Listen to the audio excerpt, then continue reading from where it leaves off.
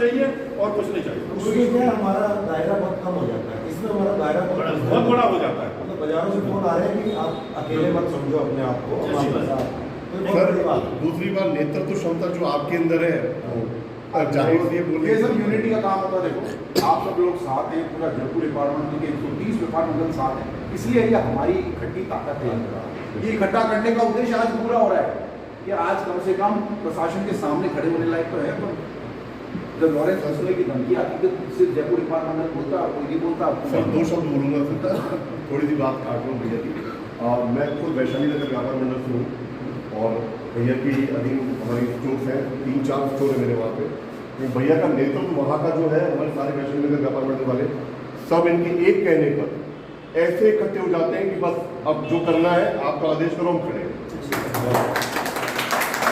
दोबारा भी इनको ही चुनना है। बता दूं, एक गाड़ी आ गई थी जो इन्होंने विरोध किया था, इन्होंने एक मैसेज डाला था, हम सारे दुकानदार इकट्ठे हो आगे थे, लेकिन आगे ही खड़े थे। अब और वो ताकत वो व्यापारी बैठे, ये सब हम व्यापारी बैठे, इनको ताकत यहाँ से मिलती है। तो आज इनको आगे रखना है तो हमको इनका साथ छोड़ना है। जैसे कल कोई परसों लाल निशान किसी को कार्रवाई आती है, मेरा ये नहीं है, बाकी माने जयपुर के मानसरोवर में व्यापारियों के प्रतिष्ठानों पर लाल चिन्ह लगा दिए गए हैं। ये निशान खतरे के निशान माने जाते हैं और खतरा इसलिए है कि 24 तारीख से पहले अर्थात 24 अप्रैल से पहले इस पर कार्रवाई कर उच्च न्यायालय में रिपोर्ट पेश करने के लिए नगर निगम के आयुक्त को चेताया गया है। और नगर निगम के आयुक्त ऐसा नहीं करते हैं तो उन्हें नौकरी से भी हाथ धोना पड़ सकता है। ऐसों में अब जयपुर के मानसरोवर स्थित व्यापारियों में भगदड़ मच गई है, लेकिन यह अब तय हो गया है कि व्यापारियों की जीत निश्चित है, क्योंकि अब उनके समर्थन में जयपुर व्यापार मंडल उतर आया है। जयपुर व्यापार मंडल के अध्यक्ष ललित सांचौरा ने मानसरोवर के 9 व्यापार मंडलों के संयुक्त मीटिंग में पहुंचकर समर्थन देते हुए कहा है कि वे व्यापारियों के हित के लिए तन मन धन से हर कदम पर उनके साथ खड़े हैं। उपस्थित लोगों ने भी ललित सांचौरा के नेतृत्व की प्रशंसा की। चूँकि पिछले कई वर्षों से जयपुर व्यापार मंडल के अध्यक्ष के रूप में ललित सांचौरा सफल नेतृत्व करते हुए कई बार व्यापारियों को कठिन परिस्थितियों से उबार चुके हैं, सरकार से लोहा लेकर सरकार को व्यापारियों के हक में परास्त कर चुके हैं।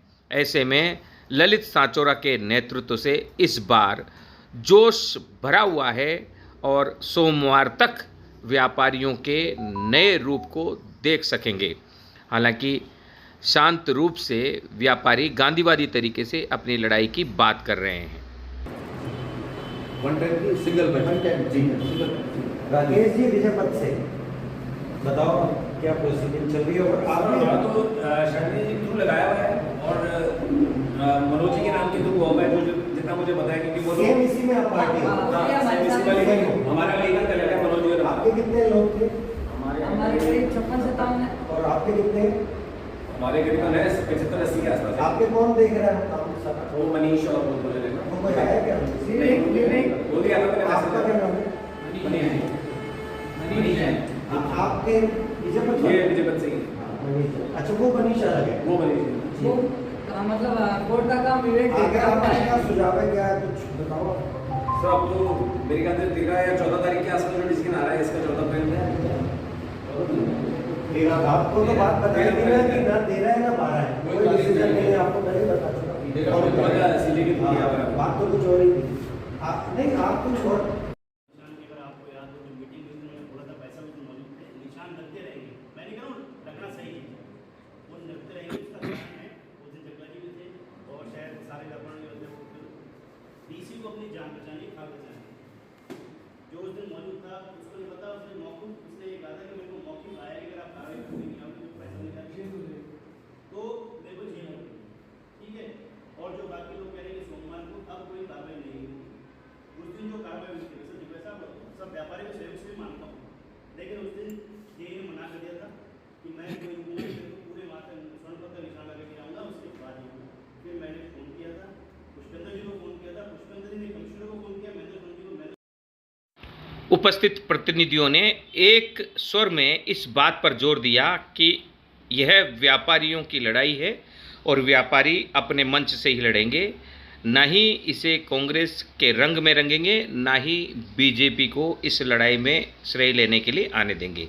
हालांकि क्षेत्र के दोनों बड़े नेताओं कांग्रेस के पुष्पेंद्र भारद्वाज और बीजेपी के अशोक लाहोटी से मदद की पेशकश जरूर करने की बात इन व्यापारियों ने की है। हालांकि यह मामला उच्च न्यायालय का है। ऐसे में सरकार के हाथ में इस लड़ाई में ठंडे बस्ते में डालने की नीति के अलावा कुछ नहीं बचता है। राज्य सरकार ने व्यापारियों के हित में अक्सर ऐसे मामलों में अपने आप को पीछे खींचा है।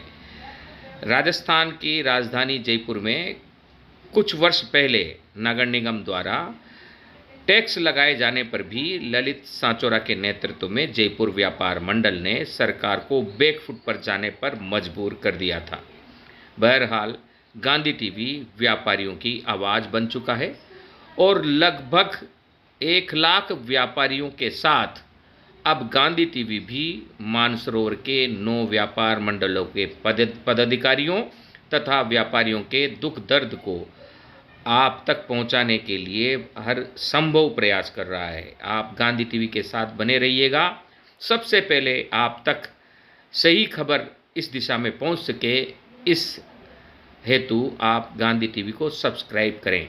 हम उस लड़ाई में शामिल होते हैं जिसमें जनता पिस रही होती है और जिसमें हमें विश्वास होता है कि प्रजातंत्रों की मूल्यों की रक्षा करने में गांधी टीवी सक्षम होगा। अतः अंत तक इस लड़ाई में आप गांधी टीवी को इन व्यापारियों के हित में चलता हुआ देखेंगे। हालांकि इन व्यापारियों के चेहरे में मायूसी दिखाई दे रही है, हो भी क्यों ना, क्योंकि इनकी अपनी रोजी रोटी चलाने का एकमात्र साधन ये दुकानें हैं, ये प्रतिष्ठान हैं और सरकार इन्हें ऐसे ही विस्थापित नहीं कर सकती। पुनर्वास की योजना तो ला नहीं रही है सरकार और सुप्रीम कोर्ट की रूलिंग को भी तोड़ रही है। इस आधार पर इन व्यापारियों को आगे पुनर्वास की भी मांग करनी होगी।